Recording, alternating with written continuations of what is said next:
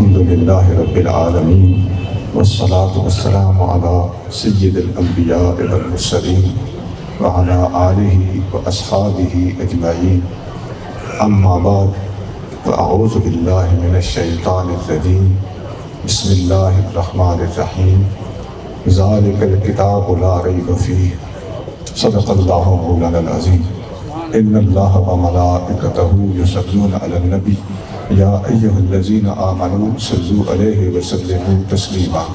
درود پاک پڑھیے اللہم صلی علی سیدنا و مولانا محمد وعلی آل سیدنا و مولانا محمد وبارک وسلم۔ الصلاة والسلام علیکہ یا سیدی یا رسول اللہ وعلی آلکہ و اصحابکہ یا سیدی یا حبیب اللہ۔ واجب الاحترام معزز و مکرم جناب میزبان گرامی حضرت علامہ محمد شفقت یوسفی صاحب، دیگر کثیر التعداد علماء اکرام، مشائخ عظام، حاضرین محفل، بزرگان محترم، برادران عزیز، آج ہم عظمت قرآن کے نام سے انعقاد پذیر ایک عظیم محفل میں حاضر ہیں۔ قرآن شریف کے حوالے سے فقیر آپ کے سامنے چند گزارشات پیش کرنے کو ہے۔ قرآن شریف اللہ تعالیٰ جل شانہ کا وہ آخری پیغام ہے جسے تمام دوسری آسمانی کتابوں کے بعد تمام دوسری سابقہ آسمانی کتابوں کا تصدیق کرنے والا اور ان کی نگرانی کرنے والا بنا کر بھیجا گیا ہے۔ اللہ کریم جل شانہ قرآن شریف میں خود اس قرآن کو مہیمن کا نام دیتا ہے، اور مہیمن کا معنی حضرت عبداللہ بن عباس رضی اللہ تعالیٰ عنہ اور دیگر مفسرین نے اس طرح بیان کیا ہے کہ مہیمن وہ ہوتا ہے جو نگران ہو اور امین ہو۔ اگر ہو سکے تو آپ بیٹھ کے یہ ڈیوٹی کر سکتے ہیں تو کر لیجئے، نہیں تو آپ کھڑے رہیں، کوئی بات نہیں۔ ایک درخواست ہے، اگر قبول ہو جائے تشریف رکھ لیجیے، آپ بھی بیٹھ جائیں۔ یہ سارے گھومنے پھرنے والے خاموش ہو کے بیٹھے، نہیں تو میں شاید آگے نہ بول سکوں۔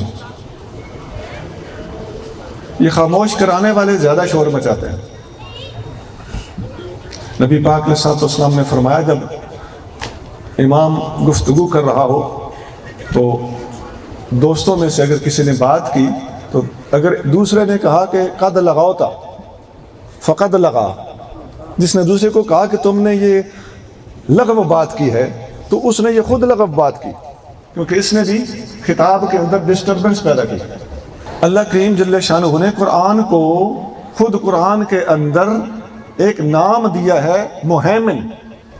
مہیمن کا معنی ہوتا ہے امین اور نگران، الامین والرقیب۔ امین کا معنی ہوتا ہے جو اس کے اندر سابقہ کتابوں کے اندر جو کچھ بیان کیا گیا ہے اس کو ریکمینڈ کرتا ہو، اس کی تصدیق کرتا ہو، صحیح باتوں کو صحیح قرار دیتا ہو۔ اس لحاظ سے قرآن دوسری کتابوں کا امین ہے۔ اور نگران کس معنی میں ہے، رقیب کس معنی میں ہے؟ اس لیے کہ اگر ان میں نازل ہونے کے بعد لوگوں نے اضافہ یا کمی کر دی ہو، تحریف اور تبدیلی کر دی ہو، تو قرآن اس غلطی کو جو بعد میں ان لوگوں نے پیدا کی ہے اس کی نشاندہی کرتا ہے۔ اس لحاظ سے قرآن ان کے اوپر رقیب اور نگران ہے، مانیٹر ہے۔ مانیٹرنگ کہتے ہیں ایسے کر کے غور کرنا، کہاں خرابی ہے، کہاں خرابی ہے، کہاں خرابی ہے، اس کو انگریزی میں مانیٹرنگ کہتے ہیں۔ قرآن رقیب ہے۔ اسی لیے صحیح بخاری میں حضرت عبداللہ بن عباس رضی اللہ تعالی عنہ کا قول موجود ہے، اے لوگو تم اہل کتاب کے پاس جا کر علم سیکھنے کے لیے کیا حاصل کرنا چاہتے ہو؟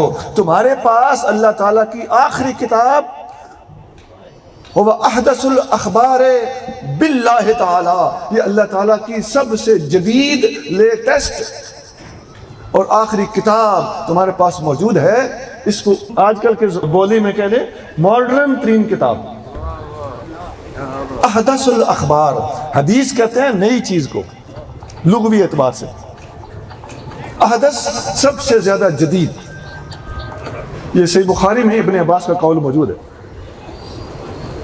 اس کتاب کے ہوتے ہوئے جو سابقہ کتابوں کی امین بھی ہے، سابقہ کتابوں پر نگران، رقیب اور مہیمن بھی ہے، اور ابن عباس فرما رہے ہیں کہ اس کے ہوتے ہوئے تمہیں کسی اور کتاب کو پھرولنے کی ضرورت نہیں ہے. اسی لیے قرآن کی تفسیر کرتے وقت اسرائیلیات کو کوئی لفٹ نہیں کرائی جاتی، ان کا درجہ سب سے آخر میں رکھا گیا ہے.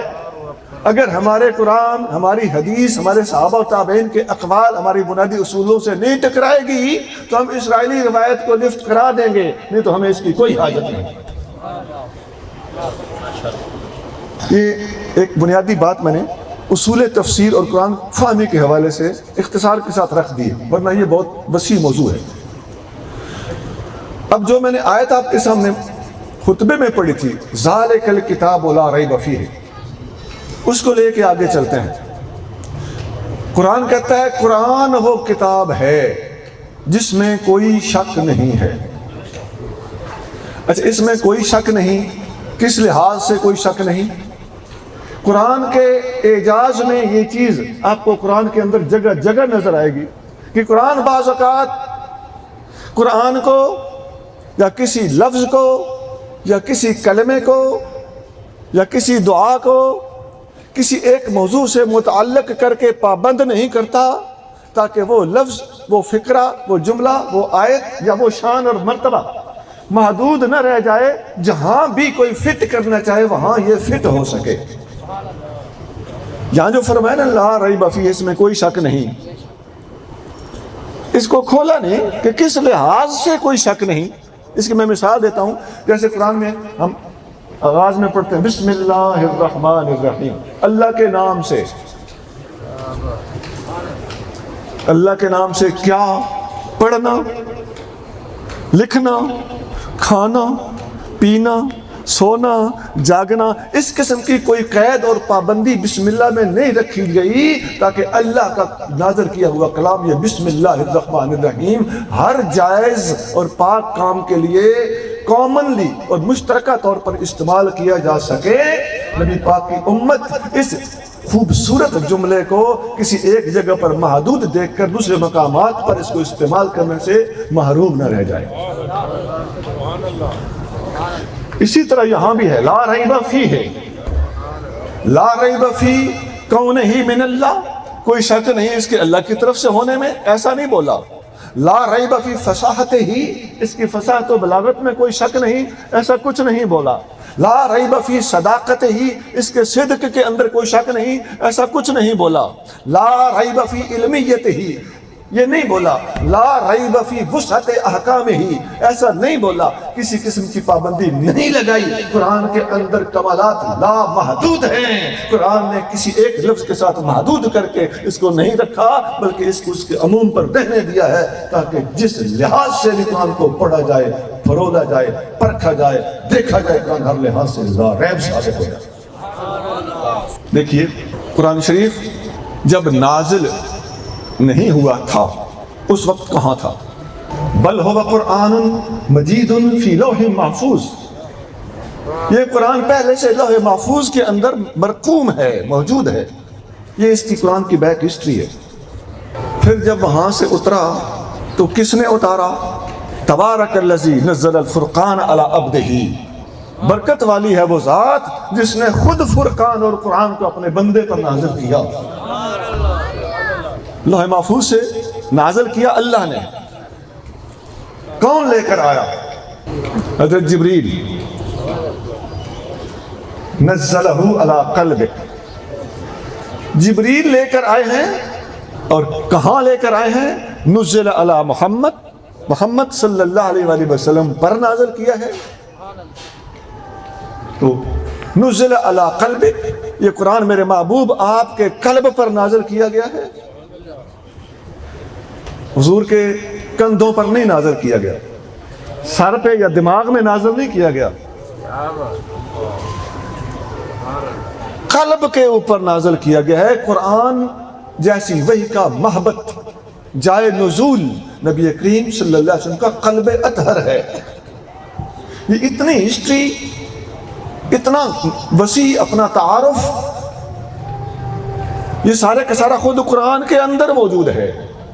اور اس کی لینگویج کون سی ہے، زبان کون سی ہے؟ بلسان عربی مبین.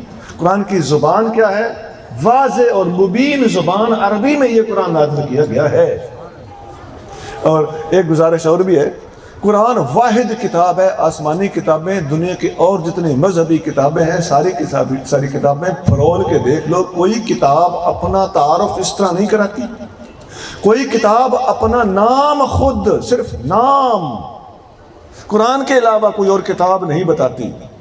تورات پڑھ کے دیکھ لیں، تورات کے اندر تورات کا لفظ نہیں ہے. انجیل پڑھ لیں، انجیل کے اندر انجیل کا لفظ نہیں ہے. زبور پڑھ لیں، زبور کے اندر زبور کا لفظ نہیں ہے. صرف قرآن کو یہ اعزاز حاصل ہے کہ قرآن اپنا نام خود بتاتا ہے. بل هو قرآن مجید یاسین والقرآن الحکیم ان ھذا القرآن یہدی للتی ہی اقوم.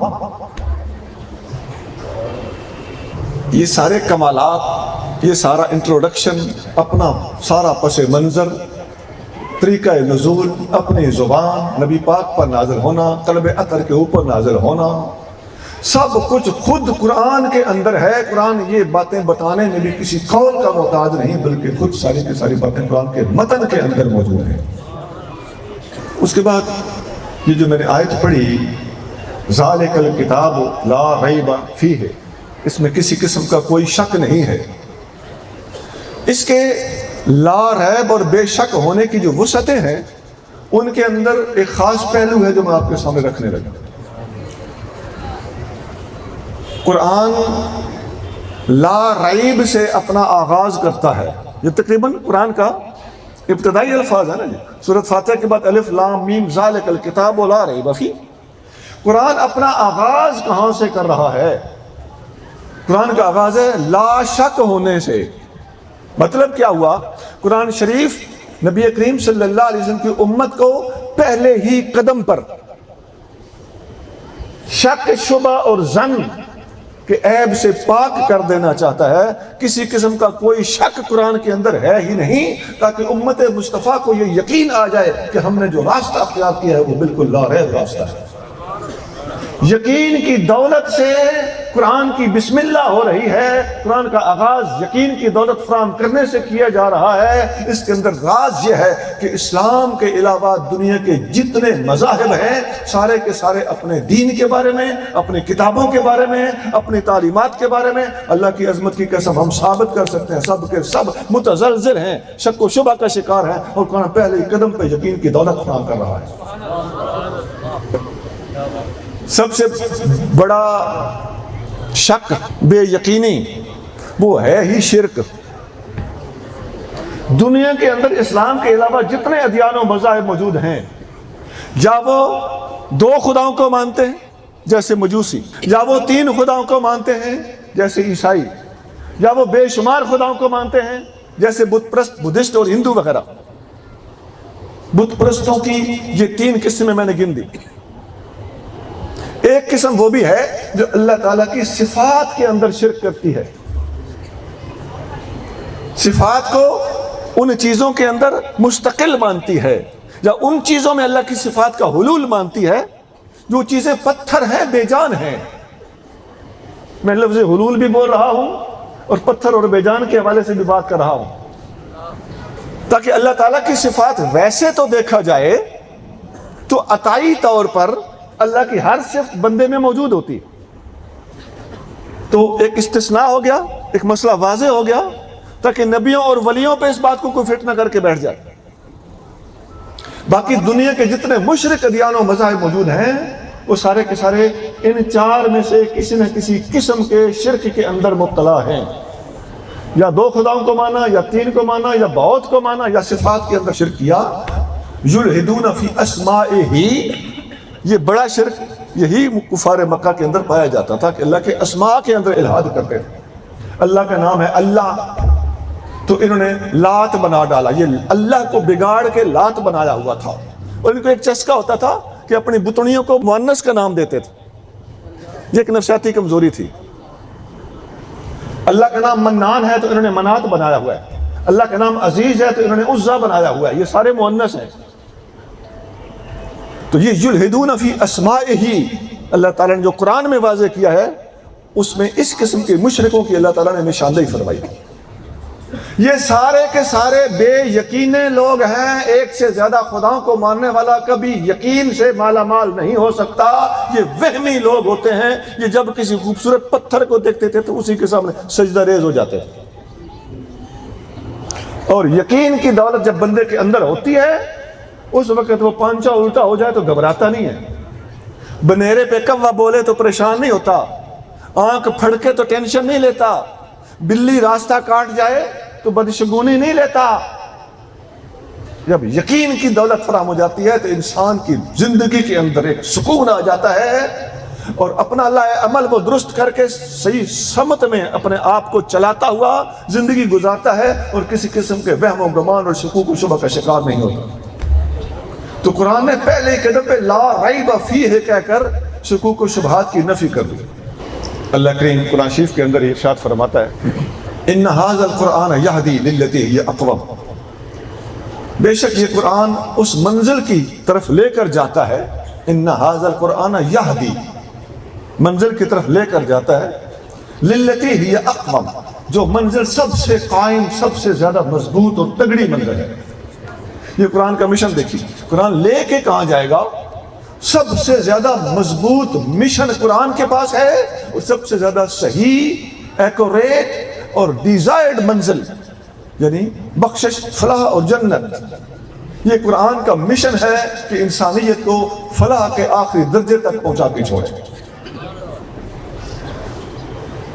یہ قرآن کی تعلیمات کے حوالے سے بات کر رہا ہوں کہ قرآن کے اندر کیا کچھ ہے، قرآن کہاں پہنچاتا ہے۔ ایک اور جگہ پہ اللہ کریم ارشاد فرماتا ہے، یہ سورۃ ابراہیم ہے، فرمایا ھذا بلاغ للناس، یہ قرآن لوگوں کے لیے بلاغ ہے۔ بلاغ کیا ہوتا ہے؟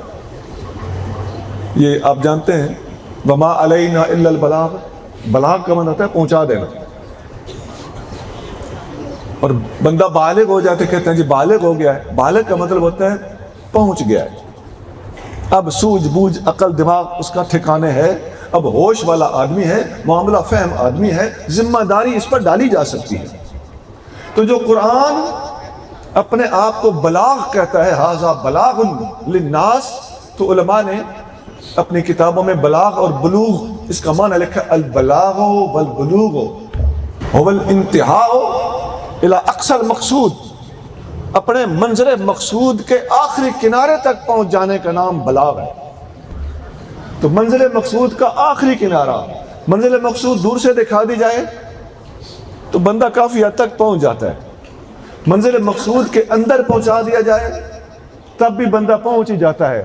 لیکن قرآن نے جو بلاغ کا لفظ فرمایا ہے تو علماء نے لکھا ہے کہ بلاغ اپنے منظر مقصود کہ آخری کنارے تک پہنچا کر، تاکہ جس راستے میں سے وہ گزرا ہے سارے راستے کو آبزرو کرتا ہوا، دیکھتا ہوا، سمجھتا ہوا اینڈ تک پہنچ جائے، تاکہ اس کے جو درس و تدریس ہے، سبق اسباق ہیں، اس کا ایک گوشہ بھی اس کی آنکھوں سے، نظروں سے، اس کے علم سے خالی نہ رہ جائے۔ یہ جو میں نے قرآن کے لا ریب فیہ ہونے اور یہدی للتی ہی اقوم ہونے اور ھذا بلاغ للناس ہونے کے حوالے سے تھوڑی سی گفتگو کی ہے، یہ ہمیں قرآن شریف کی وسعتوں، اس کی عظمتوں، اس کی تعلیماتی مختلف ڈائریکشنز اس کا سبق دیتی۔ یہاں ایک بات عرض کر کے آگے جانا چاہتا ہوں کہ قرآن کے علاوہ یہ ساری کی ساری باتیں، اتنی وسیع تعلیمات، پوری دنیا کی کتابیں پڑھ کے دیکھ لیں، کسی اور کتاب کے اندر موجود نہیں ہے۔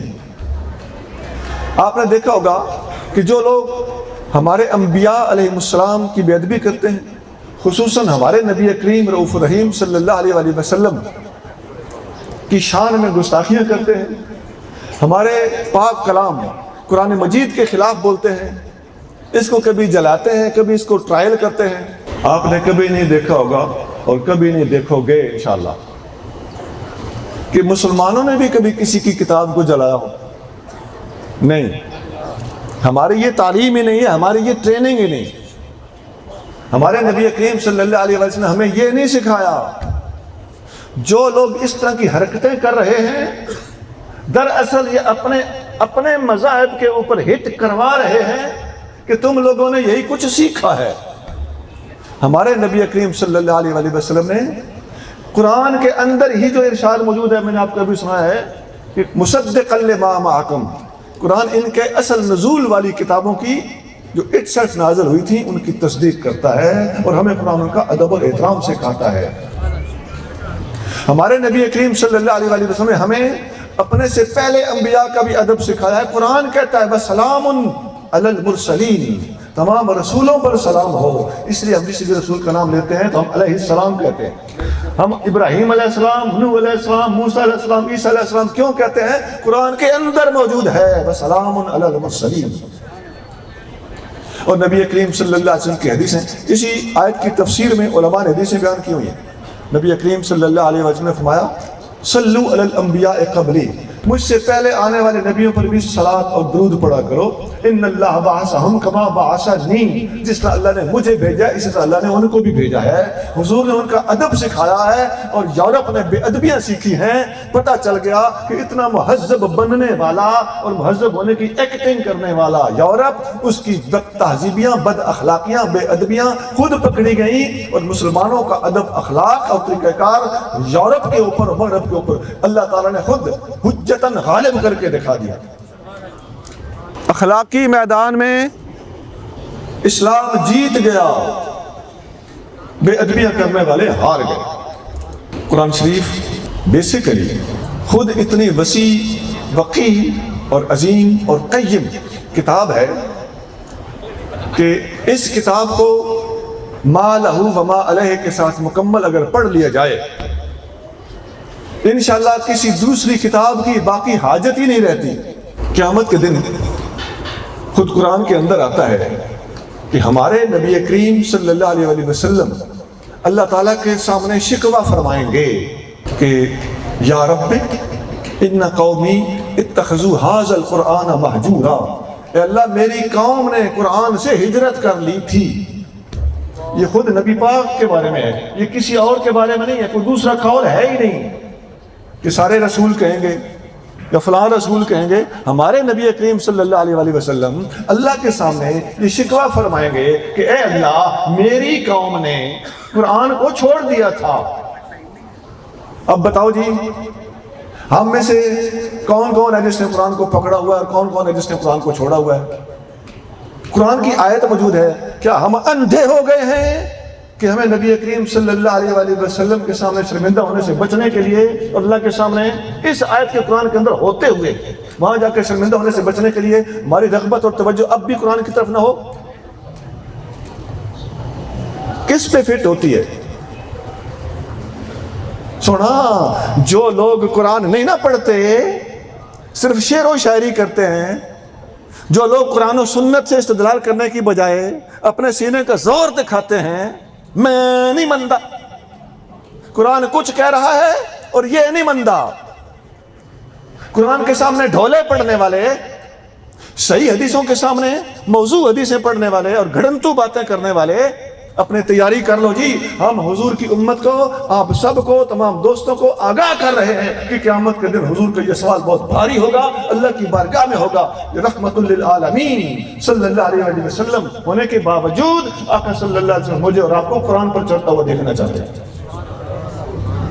پھول کی پتی سے کٹ سکتا ہے ہیرے کا جگر، مرد نادا پہ کلام نرم و نازک بے اثر.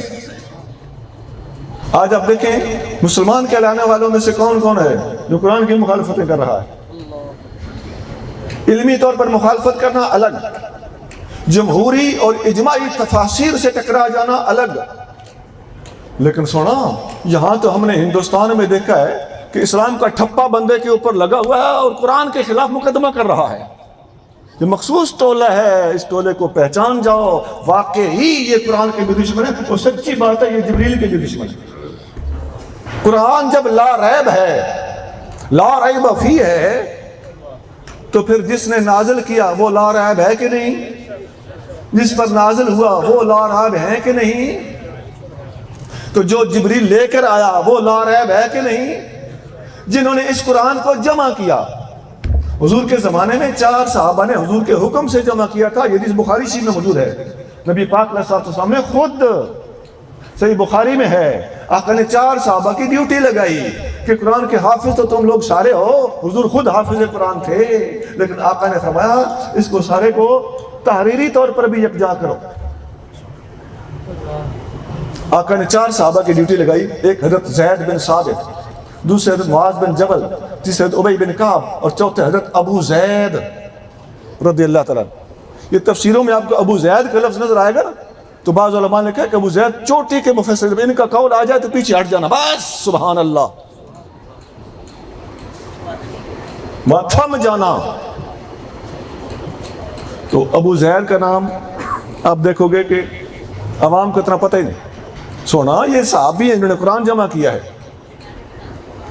تو آقا صلی اللہ علیہ وسلم کے زمانے میں قرآن جمع ہوا، تو یہ ساری کی ساری جب قرآن لا ریب ہے نا تو ان کو لا ریب ماننا ہی پڑے گا۔ اور نبی کریم رؤوف رحیم صلی اللہ علیہ وسلم کی وحی، آقا صلی اللہ علیہ وسلم کی تحریریں جنہیں لوگ لکھتے تھے، وہ لکھنے والے بھی لا ریب ہے کہ نہیں؟ 4 خلفائے راشدین کاتب وحی ہیں۔ حضرت زید بن ثابت جن کا میں بھی نام لے رہا تھا، یہ کاتب وحی ہیں۔ حضرت امیر معاویہ رضی اللہ عنہ کاتب وحی ہیں۔ بے شمار صحابہ کرام ہیں، 32 کے قریب کاتب وحی حضرت پیر میر علی شاہ صاحب رحمۃ اللہ علیہ نے لکھے ہیں، ان میں ان سب کے نام ہیں، امیر معاویہ سمیت سب کے نام ہیں، یہ حضور کے کاتب تھے۔ پھر ہمارے یہاں پر الگ بحث چل پڑتی، یہ کاتب تھے لیکن کاتب وحی نہیں تھے۔ سونا تو وہ وما ینطق عن الہوا کو کیا کرو گے؟ حضور جو بولتے ہیں وہی ہوتی ہے۔ اب حضور کی شان یہاں پہ یہ گھٹانے کو بھی تیار ہو جائیں گے ایک بندے کی خاطر۔ اور حدیث صحیح ابن خزیمہ میں صحیح سند کے ساتھ موجود ہے، اس کے الفاظ یہ وَكَانَ كَاتِبَهُ، بعض صحابہ کا نام لے کر لکھا ہے یہ حضور کا کاتب تھا۔ گل مک گئی، حضور کا کاتب ہے تو حضور کی مرضی ہے قرآن لکھائیں، حضور کی مرضی ہے حدیث لکھائیں، حضور کی مرضی ہے خطوط لکھوائیں۔ کانا کاتبہ وہ حضور کے کاتب تھے، لکھ لو یہ بات انشاءاللہ لگام لگ جائے گی۔ اور وما ینطق عن الہوا، لکھ لو یہ بات انشاءاللہ تعالیٰ کڑیالہ لگ جائے گا، لیکن اب بھی نہ لگے تو بدقسمتی اپنی انتہا کو پہنچ چکی۔ یہ لا ریب فیہ کے حوالے سے میں ساری باتیں کر رہا ہوں کہ قرآن میں کسی قسم کا کوئی شک نہیں، اور قرآن پہنچاتا کہاں ہے؟ منزل مقصود کے آخری کنارے تک۔ ھذا بلاغ للناس۔ اس وقت جو میں قرآن پہ زیادہ زور دے رہا ہوں تو قرآن کی تشریح، تفسیر اور اس کی تعبیرات کو سمجھنے کے لیے جہاں مستشرقین نے امت مسلمہ کو اور مستشرقین کے کچھ پٹھوؤں نے امت مسلمہ کو دھوکہ دیا ہے، ہم اس دھوکے کا بھی ازالہ کر دینا چاہتے ہیں۔ قرآن کی ہرگز وہ تفسیر مقبول نہیں جو نبی کریم صلی اللہ علیہ وسلم کی حدیث کو چھوڑ کر کی جائے۔ جو علم نبی کریم صلی اللہ علیہ وسلم نے براہ راست اپنے امت کے ہاتھوں میں پکڑایا، ڈائریکٹلی عطا فرمایا، ہینڈ ٹو ہینڈ دیا، وہ 3 چیزیں قرآن، حدیث اور مغازی، جو صحابہ کرام اور نبی کریم صلی اللہ علیہ وسلم کی نگرانی میں صحابہ کرام نے جنگیں لڑی، جن میں حضور خود شامل ہوتے تھے، یا حضور اگر خود شامل نہیں ہوتے تھے تو صحابہ کرام کا لشکر اپنے طور پر بھیجتے تھے، ان کو سریہ جات کہا جاتا ہے۔ سریہ تو غزوات اور سریہ جات یہ بھی حضور کے سامنے ہوئے ہیں، اور حضور صلی اللہ علیہ وسلم نے غزوات اپنی امت کو گویا قرآن حدیث کی طرح ہاتھوں ہاتھ سمجھائے ہیں، دکھائے ہیں، اور خود پریکٹیکلی ان میں حصہ لے کے امت کو براہ راست ان کا علم بھی عطا فرمایا ہے۔ اچھا، یہ جب تینوں علم کہلانے کے بنیادی طور پر حقدار ہیں، باقی علوم بعد میں وضع کیے گئے، تیار کیے گئے، مثلا صرف اور نحو ہے، یہ حضور نے ڈائریکٹ نہیں دی، یہ ہم عجمی لوگ ہیں، ہم عرب نہیں ہیں، ہماری سمجھ کے لیے قرآن سمجھنے کے لیے ہمیں عربی گرامر لکھنا پڑی، تو یہ علوم مدونہ کہلاتے ہیں۔ یہ علم جو ہے یہ قرآن کا خادم ہے، یہ خدام العلم چیزیں ہیں۔ عقائد کی کتابیں ہوں، منطق ہو، فلسفہ ہو، صرف نحو ہو، بلاغت کی کتابیں ہوں، جتنی ایسی کتابیں وہ ساری کی ساری قرآن کی خدام ہیں، اس لیے ہم ان کو اختیار کرنے میں بھی حق بجانب ہیں، لیکن بنیادی اور بیسک علم جو آقا صلی اللہ علیہ وسلم نے اپنی امت کو عطا فرمایا وہ قرآن ہے، حدیث ہے اور مغازی ہے۔ اب اگر قرآن کی تفسیر ایسی لکھی جائے اور پڑھائی جائے اور اس کے متوازی یا اس سے کچھ پہلے صرف نہ پڑھا دی جائے، پھر براہ راست قرآن پہ ہم لگ جائیں اور قرآن پڑھتے پڑھاتے وقت ہم اگر کسی آیت کے تحت حضور کریم صلی اللہ علیہ وسلم کی حدیث موجود ہو تو وہ حدیث چھوڑے نہیں، ضرور ہی بیان کی جائے۔ کسی صحابی یا تابعی کا کوئی قول ہو تو وہ ضرور بیان کیا جائے۔ اسے تفسیر بالمعصور کہتے ہیں، یعنی حدیثوں اور آثار کی روشنی میں کی گئی تفسیر۔ یہ تفسیر اس طریقے سے لکھی جائے تو آٹومیٹکلی قرآن تو خود قرآن ہے، قرآن کی تفسیر میں حضور کی حدیثیں، حضور کی حدیثیں تو کیا صحابہ و تابعین کے صحیح اقوال بھی آ جائیں گے، اب آپ کے پاس صحیح تفسیر میسر ہو جائے گی۔ اور جہاں تک مغازی کا تعلق ہے، قرآن شریف کے اندر تقریباً 8 جنگوں کا ذکر، 7 تو باقاعدہ غزوے ہیں نا جو لڑے گئے، ان کا ذکر خود قرآن کے اندر موجود ہے۔ جنگ بدر کا ذکر قرآن میں ہے کہ نہیں؟ وَلَقَدْ نَصَرَكُمُ اللَّهُ بِبَدْرٍ وَأَنْتُمْ أَذِلَّةٌ، بدر کا نام قرآن میں موجود ہے۔ وَإِذْ غَدَوْتَ مِنْ أَهْلِكَ تُبَوِّئُ الْمُؤْمِنِينَ، یہ جنگ احد کی بات ہو رہی ہے۔ اس کے بعد جنگ خندق ہے، پوری جنگ خندق کی صورت قرآن میں سورۃ الاحزاب موجود ہے۔ صلح حدیبیہ، اس کے تذکرے خود قرآن کے اندر موجود ہیں۔ اِنَّا فَتَحْنَا لَكَ فَتْحًا مُبِينًا، جنگ خیبر کا ذکر سورۃ حشر کے اندر موجود ہے۔ فتح مکہ کا ذکر قرآن کے اندر موجود ہے۔ پھر جنگ حنین کا ذکر، جس طرح بدر کا لفظ ہے قرآن میں، اس طرح حنین کا باقاعدہ لفظ قرآن کے اندر موجود ہے۔ تو یہ سارے کے سارے غزوات ہیں جن کا تذکرہ قرآن کے اندر موجود ہے، اور قرآن کی ان آیتوں کے تحت علماء نے، مفسرین نے وہ ساری حدیثیں جو بخاری، مسلم اور بے شمار کتابوں کے اندر، کتاب الجہاد اور کتاب المغازی میں موجود تھیں، ان آیتوں کے تحت درج کر کے امت مسلمہ کی خدمت کا حق ادا کر دیا۔ ہمیں پڑھنے کی ضرورت ہے اور اس طرز پہ پڑھا جائے، قرآن کی تفسیریں اس طرح لکھی جائیں، پڑھی جائیں، پڑھائی جائیں، اور وہ موجود ہیں اس طرز پر۔ میں ایک مثال دیتا ہوں، تفسیر بغوی 4 جلدوں میں، جی لمبی چوڑی کتاب نہیں ہے، خدا کی قسم وہ کتاب پڑھنے سے قرآن خود آ جاتا ہے، نیچے لغت بھی بڑی سونی بیان کرتے ہیں، حدیثیں ساری کی ساری آثار و اقوال بھی نیچے لاتے ہیں، اور مغازی کے اوپر جب بحث کرتے ہیں تو ایک ایک غزوے کے اوپر کئی صفحات لگا دیتے ہیں۔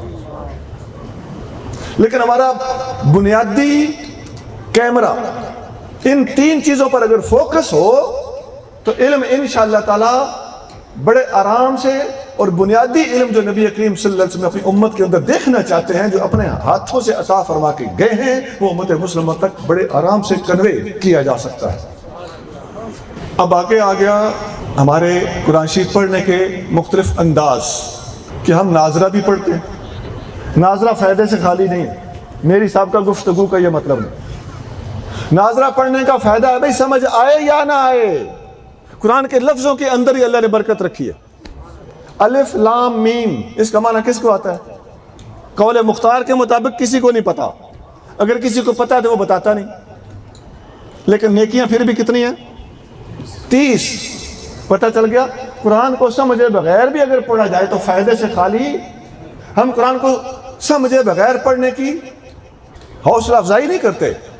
بہتر ہے کہ ترجمہ سمجھو، تفسیر سمجھو، عمل کرو، لیکن یہ یاد رکھنا کہ قرآن کو سمجھے بغیر بھی پڑھا جائے تو نیکیاں ملتی ہیں۔ وہ جو حدیث میں آتا ہے کہ 3 بار قل هو اللہ پڑھنے سے پورے قرآن کا ثواب مل جاتا ہے، تو یہ کیوں ہے؟ قل هو اللہ پڑھنے سے پورے کا پورا قرآن سمجھ میں آ جاتا ہے؟ نہیں آتا۔ اس کا مطلب یہ ہے کہ سمجھے بغیر بھی قرآن شریف کو پڑھنا فیض دیتا ہے۔ اور اگر قرآن شریف حفظ کیا جائے تو ناظرہ سے بہتر وہ ہے، اس لیے کہ ہمارے علماء نے اعلیٰ حضرت علیہ رحمت نے لکھا ہے کہ قرآن شریف کو حفظ کرنا امت کے لیے، ہر علاقے کے لوگوں کے لیے فرض کفایہ ہے، تاکہ نماز تراویح میں آگے کھڑا ہو کر سنایا جا سکے، پچھلا سامنے اس کو سن سکے۔ تو حفظ کی بھی بڑی برکات ہیں، اور ترجمہ اور تفسیر پڑھنا ہو تو اس کی بھی اپنی برکات ہیں۔ اس لیے حدیث شریف میں آتا ہے، نبی کریم صلی اللہ علیہ وآلہ وسلم فرماتے ہیں کہ قرآن کے تفاسیر اور شروع اور اس کی وضاحتیں کرتے کرتے لا یشبع منہ العلماء، قرآن کو پڑھتے پڑھاتے اس کی تشریحات کرتے ہوئے علماء رجیں گے نہیں، علماء سیر نہیں ہوں گے، علماء کا پیٹ نہیں بھرے گا۔ علم سے پیٹ بھرنا مراد ہے، یہ ترمذی میں حدیث ہے۔ ولا یخلق عن کثرت الرد، بار بار پڑھنے سے دل نہیں اکتائے گا۔ ولا ینقضی عجائبہ، اور قرآن کے عجائبات کبھی ختم ہونے کو نہیں آئیں گے۔ یہ قرآن کی تفسیر کی برکات میں نے اختصار کے ساتھ آپ کے سامنے رکھی ہے کہ اس کی تفسیر کے اندر نئے سے نئے نکتے ہر زمانے کی ضرورت کے مطابق علماء قرآن میں سے نکال نکال کے دکھاتے رہیں گے۔ یہ جو بہت سی تفسیریں لکھی گئی اس کی یہی وجہ ہے، ورنہ ایک تفسیر کافی تھی، کیونکہ جدید زمانوں کے مطابق قرآن جب نئی لائن فراہم کرتا ہے اور تقاضے پورے کرتا ہے تو اس وقت علماء کو قرآن کے اندر غوطہ زن ہو کر قرآن کے اندر سے نکات اٹھا کر منظر پر لانا پڑتے ہیں۔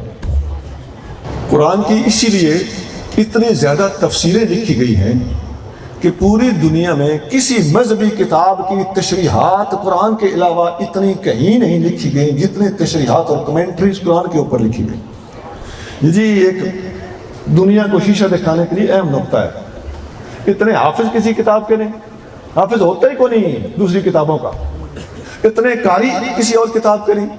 قرآن کا معنی ہی یہ ہے پڑھی جانے والی کتاب، تو قرآن اپنے نام کے مطابق کام بھی کر کے دکھاتا ہے، یا اس کے ساتھ ہونے والے کام کے مطابق قرآن کا نام رکھا گیا ہے کہ اس کا نام ہی قرآن ہے، پڑھی جانے والی کتاب۔ اس کو پڑھنے کا بھی امت نے حق ادا کر دیا ہے، اور پوری دنیا کے اندر صرف رمضان کے اندر ہی جتنا قرآن شریف پڑھا جا رہا ہوتا ہے دشمنوں کا دل دہل جائے اگر وہ منظر دیکھیں۔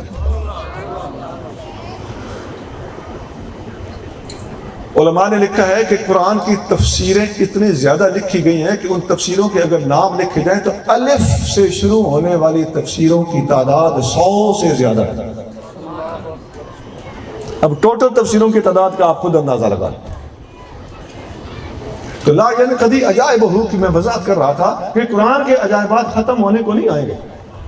ولا یخلق عن کثرت الرد، بار بار پڑھنے سے دل تنگ نہیں پڑے گا۔ وہ جو میں بتا رہا تھا کہ قرآن، حدیث اور مغازی کے اوپر علماء نے جتنی توجہ دی ہے، اگلے زمانے میں کتاب المغازی الگ ایک کتاب ہوتی تھی اور غزوات کے اوپر مستقل کتابیں پڑھی اور پڑھائی جاتی تھی۔ حضرت عمر بن عبدالعزیز رحمۃ اللہ علیہ نے دمشق کی جامع مسجد میں اپنے حکم کے مطابق سرکاری طور پر علماء بٹھائے ہوئے تھے جو کرتے کیا تھے، ان کو حکم تھا کہ آپ نے غزوات پڑھانے ہیں، اور غزوات پڑھاتے وقت تمام صحابہ میں سے کس کس صحابی نے کس کس جنگ میں کیا کیا کارنامہ سر انجام دیا وہ سب کچھ بتانا ہے۔ اگر ہم تمام غزوات شروع سے پڑھتے پڑھاتے ہوتے، ہمارے نصاب کی کتابوں میں غزوات اور سیرت کی کتاب شامل ہوتی، اس کے رسول کا دعویٰ تو ہم کرتے ہیں نا، لیکن ہمارے نصاب میں سیرت کی کوئی کتاب شامل نہیں ہے۔ یہ اگر ہو مغازی پڑھے اور پڑھائے جائیں تو آپ دیکھ لو آج انشاءاللہ اگر یہ ایسا ہوا ہوتا تو آج ہمیں ہر صحابی نبی کے نعرے نہ لگانے پڑتے، ہمیں پتہ ہوتا کہ تمام صحابہ کرام نے کس کس جنگ میں کیا کیا کارنامہ سر انجام دیا۔ واللہ العظیم پڑھیں تو دنگ رہ جاتا ہے بندہ۔ ایک صحابی نے دیکھا، بخاری میں حدیث ہے، نبی کریم صلی اللہ علیہ وسلم کی طرف دشمن کا تیر آ رہا ہے، بندوق کی گولی آتی نظر نہیں آتی، تیر آتا نظر آتا ہے، تو مجاہد اپنی جہاد کی مہارت کے اندر اس قدر آگے ہوتے تھے کہ آتے ہوئے تیر کبھی رخ موڑ دیتے تھے۔ تیر جب آ رہا ہے تو تیر بڑھ رہا تھا حضور کی طرف صلی اللہ علیہ وسلم، تو صحابی نے حضرت طلحہ نے آگے ہاتھ کر دیا، وہ تیر اپنے ہاتھ پہ لے لیا، ساری زندگی کے لیے صحابی کا ہاتھ شل ہو گیا لیکن اپنے محبوب کی طرف تیر نہیں جانے دیا۔ حضرت ابو طلحہ رضی اللہ تعالیٰ عنہ، یہ بھی بخاری میں حدیث ہے، حضور صلی اللہ علیہ وسلم ان کے پاس تیر اٹھا اٹھا کے لا رہے ہیں اور پھینک رہے ہیں، جنگ احد کی بات ہے، یہ تیر اندازی میں تیز تھے، نبی پاک علیہ الصلوۃ والسلام نے باقی صحابہ کو حکم دیا کہ اس کو تیر پہنچاؤ سارے، حضور ان سے پکڑ پکڑ کے ادھر تیر لا کے پاس پھینک رہے ہیں، اور ابو طلحہ تیر اندازی میں اتنے ماہر تھے کہ ایک بندے کی بجائے پوری فوج لگ رہی تھی دشمنوں کو۔ حضور صلی اللہ علیہ وسلم نے اپنا سر مبارک اٹھا کے ایسے دیکھنا چاہا کہ تیر کہاں لگ رہا ہے اور کیسے لگ رہا ہے. تو حضرت ابو طلحہ نے نبی پاک صلی اللہ علیہ وسلم کے مبارک سر کے اوپر ہاتھ رکھ کے نیچے کو کیا اور عرض کرتے ہیں لا تشرف رأسک یا رسول اللہ، حضور اپنا سر اوپر نہ کیجئے، نہری دون نہرے کا، آپ کی گردن پہ میری گردن قربان ہو، کہیں آپ کو کوئی تیر نہ لگ جائے. ایک ایک جنے کی ایک ایک قربانیاں دیکھیں تو بندہ حیران رہ جائے. حضرت زبیر رضی اللہ تعالیٰ عنہ نے جنگ بدر کے اندر ایک کافر لوہے میں ملبوس آتا دیکھا، پورا لباس لوہے کا ہے، صرف آنکھیں ننگی ہیں. یہ بھی حدیث بخاری میں ہے، سنا. حضرت زبیر نے آتے کو دیکھا، آگے بڑھے، اٹھا کے اس کو گپ دیا، نیچے پھینکا، اوپر چڑھ گئے، آنکھ کے اکھنے کے اندر رکھ کے نیزہ مارا، وہ بندہ ہلاک ہو گیا. اور نبی کریم صلی اللہ علیہ وسلم نے وہ نیزہ حضرت زبیر سے مانگ لیا یادداشت کے طور پر، یہ نیزہ میرے پاس رہا کرے گا جس کے ساتھ تو نے اس دشمن خدا کو قتل کیا. اب اس صحابی کا یہ نیزہ حضور مانگ لیں تو یہ سنی ہے جو کہتا ہے یادگار کے طور پر مانگا. کوئی اور ہوتے تو وہ کہتے تبرک کے لیے مانگا تھا. ہم حضور کے لیے کسی کی چیز کو تبرک نہیں مانتے. حضور کریم صلی اللہ علیہ وسلم سراپا تبرک ہیں پوری امت کے لیے، خواہ کسی نے کتنے بڑا کارنامہ سر انجام دیا ہو، لیکن حضور کے لیے نہ کوئی مشکل کشا ہے، نہ حضور کے لیے کوئی تبرک ہے. حضور خود سراپا تبرک ہے. حضرت معاذ اور معوذ نام مشہور ہیں، ان کے اور بھی نام کتابوں میں ہیں، لیکن اس میں کوئی شک نہیں کہ ابن افرا کے دو بیٹے، دونوں بھائی تھے. انہوں نے کس کو قتل کیا؟ اس امت کے فرعون، سب سے بڑے ظالم کو قتل کرنے والے کون ہیں؟ ابو جہل کو قتل کرنے والے کون ہیں؟ دو 14 سال 15 سال کے نوجوان بچے ہیں. اس ظالم کو قتل. حضور علیہ السلام کا ابو جہل کے ساتھ ساتھ بڑا دشمن امیہ تھا، اسے قتل کرنے والے کون ہیں؟ حضرت بلال حبشی. خیبر میں مرہب کو قتل کرنے والا کون ہے؟ سیدنا علی المرتضیٰ ہے.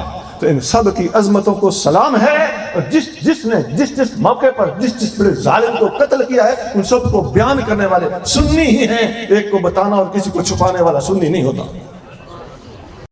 یہ قرآن، حدیث اور مغازی، یہ سارے کے سارے خود قرآن کی تفسیر کے اندر سموئے ہوئے کتابوں کے اندر موجود ہیں. اور اس طرز پر لکھی گئی تفسیر کو پڑھانا، اس کو اولین علم کے طور پر ترجیح دینا، اور صرف ناف کے فوراً بعد اس کو اگر پڑھانا آج شروع کر دیا جائے تو فقیر کی سوچ کے مطابق یہ آج اس دور کا بہت بڑا تقاضا ہے. باقی علوم فرض کفایہ ہیں، جن مدارس میں وہ پڑھائے جا رہے ہیں وہ بھی جاری رہنے چاہیے. یہ بھی میں کلیئر کر دوں، وہ بھی جاری رہنے چاہیے فرض کفایہ کے طور پر. لیکن حضور کی عمومی امت کو اگر اس طرز پر اگر پڑھا دیا جائے تو بہت جلدی 1 2 سال 3 سال کے اندر ایک بہترین عالم دین تیار ہو سکتا ہے.